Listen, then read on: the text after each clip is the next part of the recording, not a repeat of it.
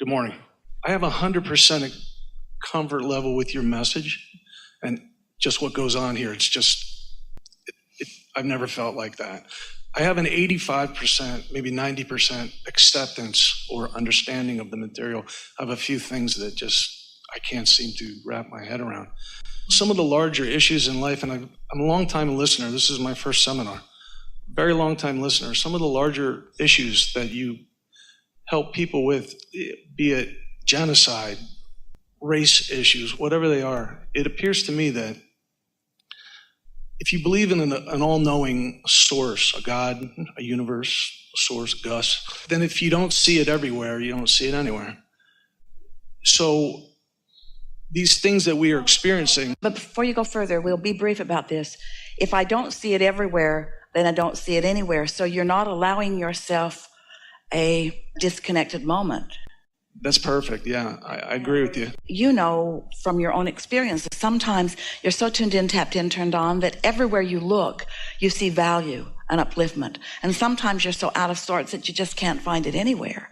But it's not because of this all-knowing source letting you down. It's because of your tuning that's letting you down. Okay. Maybe I'm not so much let down. It seems like these things that we experience as humans, we have to experience in order for our soul to progress. Well, we don't agree. Okay. That's why I'm here. Because that's the 15% I can't get around. We started to jump in just a moment ago when you were talking about that 85%. And we started to say that, you see, the difference between you and what you want to call your soul is that your soul, your inner being, your source energy, is not out here on the leading edge dealing with the nitty-gritty of things. But you are. And as you deal with the knowing what you do want and knowing what you don't want, you are moving thought beyond what it has been before. You're taking desire into new places. So when your life experience takes desire into a new place, your inner being, all that is, benefits by this new discernment, by this new discovery, by this new preference.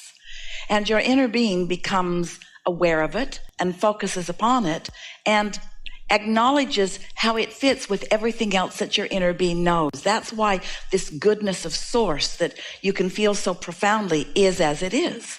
So when something new happens in your experience and you ask for something in a new way, your inner being receives it and holds it. And from your standpoint as a physical human, gives you a sort of guiding light, a sort of measuring point, a sort of emotional guidepost in order to feel if you are staying apart from what the new discovery of more goodness, or whether you are moving in the direction of that new discovery or that new goodness, you see.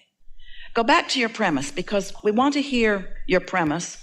Premise is in order to progress as a soul through these physical incarnations. All right. Now, before you go further, we just want to say everything is about motion forward because we are all eternal beings. And the very reason for your human leading edge in this time-space reality existence is that you, pioneer, out here having new experiences. This combination has never been before into all of the universe, having new experiences. You're launching the new rocket of desire. To what end? Are we leading ourselves towards God consciousness? Do we?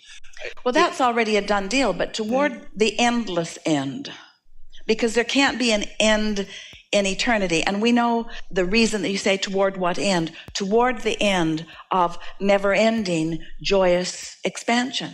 It feels to me like we're in school, and we're here to learn. Every person in this room is learning something new and interesting. But it's a flawed premise that you are here in school. Okay. That's human perspective. Yeah. That's human perspective, and the flawed premise is the teacher or source, inner being, has already got it all figured out. Flawed premise, because while there is so much that is known and that steady light is burning, expansion means everything is not known. Mm-hmm. You are out here finding new knowledge, and when you find it incrementally and present it to the vibrational reality, then source holds it and melds it until you, the creator of it, catch up with it. That's how the evolution takes place. Okay. It just seems like we're all on a path of learning and understanding and growth. If you've been listening to us for a while, you've heard this, but you're going to hear it differently right now because we're going to make sure you do.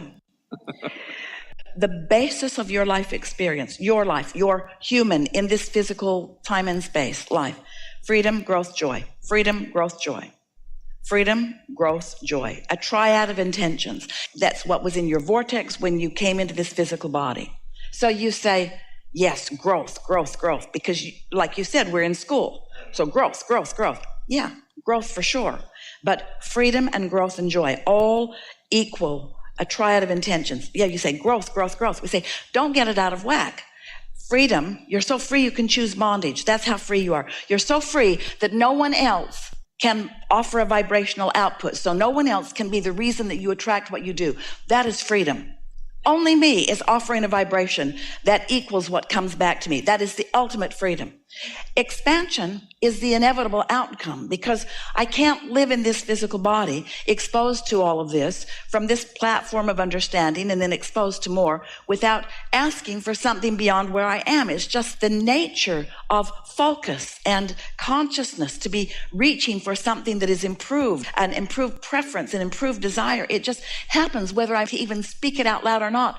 At all aspects of my being, even cellular asking is taking place.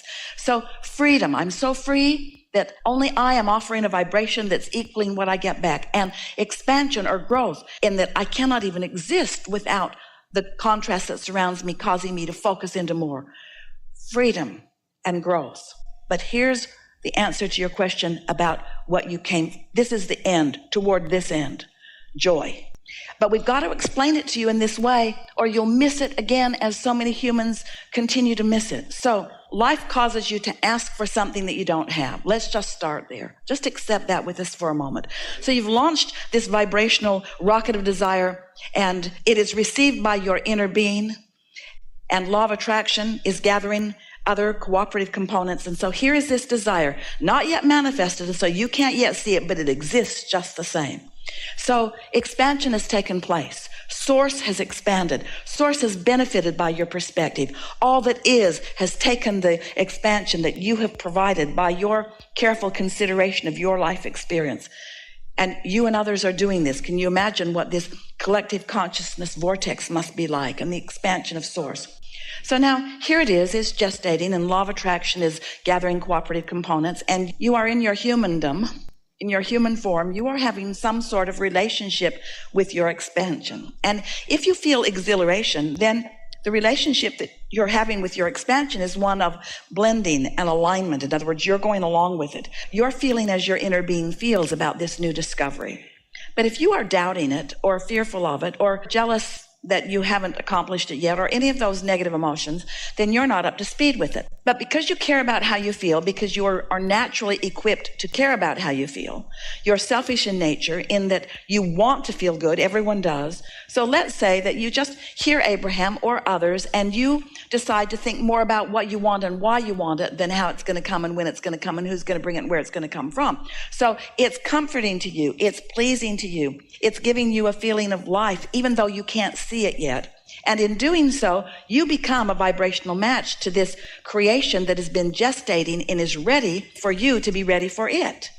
All of your creations are much longer ready for you to be ready for them than you are ready for them. So much ready to explode into your experience in the moment that you tune your tuner to the same frequency and begin to receive it. So when an idea occurs to you and you have that feeling of exhilaration of, oh, I know what I want, that's a manifestation right into your mind, manifestation right into those words.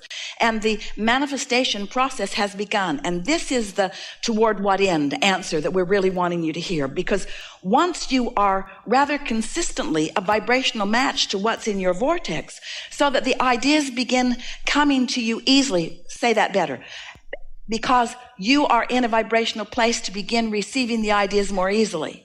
Because you're not a mismatch, you're a match. So the ideas are flowing to you. Those ideas are life-giving. They feel good. You feel exhilarated by them. And then even more, the thoughts are turning to things. Even more, you begin rendezvousing with others. You begin having experiences that are giving you answers to more questions. And you feel this highness, this worthiness, this sensation of things are working out for me and the entire universe is assisting me. And then as things begin to pop into place, and they do, it's like bam, bam, bam. That's that sweet spot. That's that toward what end that you've come for. And I completely accept all of that. I do. It just seems that our experiences as humans are so significantly different. Well, that's only because, so step one is contrast causes you to ask. We've been talking about that all day already. And step two is source answers. So we wrote a whole book about that. Ask and it is given. When life causes you to ask, it is given. That's what the vortex, the vibrational reality, it's given. And you say, well, big deal. It's given, but I can't see it. So what good is it? And we say, well, you could feel it. That would be an advantage to you. When you can get into the receiving mode of feeling the exhilaration of your creation before it's fully manifested. It's like the kernel of corn in the ground. It's the beginning and you can't see it, but there is some satisfaction in knowing that it's there. And there's some satisfaction in understanding what the outcome will be. And that's what we're wanting you to understand about this vibrational reality. There is an outcome that is in the process of being that you can't see with your physical senses or hear and so forth, but you can feel with your emotional senses. So if you can believe it before you see it, then you feel better. You're uplifted. It's what you call hope or faith. It's belief in things not yet seen. So step one is contrast causes you to ask. Step two, it is answered vibrationally, but then you have to carry it. And it's the reason you're here in this physical body. You have to carry it into the full manifestation, which means you have to get into the receiving mode of what you've asked for. And that's really what the art of allowing really is about. You have to find a way of feeling it even though you can't see it, of knowing it even though it hasn't manifested yet, of trusting it because your emotions are letting you know that you're on the right track. So that's step three. Step four is getting really good at that. Step four is just mastery of that. Step four is feeling good for no good reason. Feeling good not because I have an ulterior motive. Feeling good because it's natural for me to feel good. Feeling good because my inner being feels good. And when I open that channel between me and my inner being, I feel as my inner being feels. Feeling good, the most natural way for me to feel. It is such an anomaly when you don't feel good. It is so weird when you pinch yourself off from how your inner being is feeling and what your inner being is knowing. So step one, step two, step three, step four. Step five is being back in step one and not being mad at yourself because you're wise enough to understand that contrast is necessary in order to create the vortex to begin with. Mm-hmm. Yeah. And so we like this question so much because, Abraham, what's the point of life? The point of life is joyous creation, not creation by default, not stumbling around, not offering a thought because I'm observing something, not offering a thought because that wheel is squeaking so loudly that it's got my attention, but choosing the thoughts that feel best to me, choosing the thoughts that take me as a creative consciousness into a place that I have not been before, and then feeling the heavens is not the right word, feeling the non-physicals revel in the new discovery that I've made. Oh, when you begin thinking on purpose, and even more important, when you begin focusing because you care about how you feel, now that triad of intention has come into full place because you're so free that only you can think thoughts that have anything to do with you. And the expansion has already taken place because your vortex has enough growth in it to keep you happily busy for 20 or 30 lifetimes. But when you find that joyful way of focusing that brings it all together so that you are in the receiving mode, so that there's an open channel between what you've created and what's gestated and what law of attraction has got ripe and ready for you, and you begin then receiving the clues, the inspiration, the words, the ideas, the next stepness, you will begin to feel the invincibility of who you are. You'll begin to feel the leverage of the energy that creates worlds. You'll begin to feel the worthiness of your being. You'll begin to feel the knowledge that your inner being holds about you. The new knowledge that you helped provide your inner being, because that source energy is not growing apart from what you are. That source energy is growing because of what you are, because we are all in this together. But it's only the human, we love you so much, who does all your part, who does step one, and we do step two, and then you deprive yourself of the turning the thoughts to things, and then you say, what's it all about? I don't get it. What's it all about? What is the end game? And we say the end game is the never ending accepting of you and us all together, and the benefit that you provide for us and the benefit that we provide for you, and the combining of that joyous experience as we move forward. That's what it's all about.